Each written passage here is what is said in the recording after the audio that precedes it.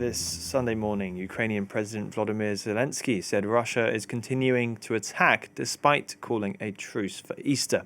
He says Ukraine's forces have reported 59 Russian shelling attacks and 5 frontline assault attempts this Sunday.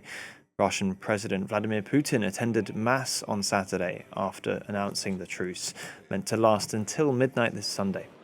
Ukraine said they would observe it too, meaning it would be the most significant lull in fighting of the 3-year war.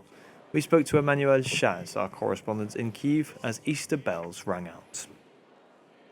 This morning, President Zelensky highlighted the fact that this truce doesn't seem to have been respected by those who actually announced it, the Russian side. And it's also what I hear from soldiers on the front line who I could talk to last night. First off, everybody was really surprised that such a truce was announced because they could notice no difference on the front line. And then we also got reports by the Kherson Oblast governor saying that Russian drones attacks have been continuing last night and overnight. And as of this morning, people are as skeptical as they were last night. As for this truce, they do not believe that Russia is going to respect it. However, the Ukrainian president said that Ukraine was ready to comply with it and also to continue a ceasefire after this so-called Easter truce.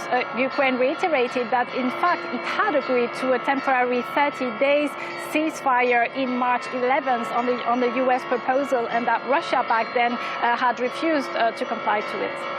Thanks for powering through those bells there. Of course, I'll remind our viewers that this Easter is also for the Orthodox Church as well as for the Catholic Church. That's why there's such a racket going on behind Emmanuel at the moment.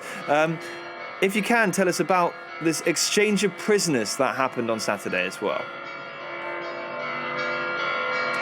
Indeed, there was that exchange of prisoners, which was actually much more followed news than was that truce declared by Vladimir Putin, if you will, because those are concrete news for hundreds of families, 277 families, which finally got some news from their loved ones. Some of those prisoners that returned to Ukraine had been prisoners for 3 years in Russian jails. This is the 63rd such exchange.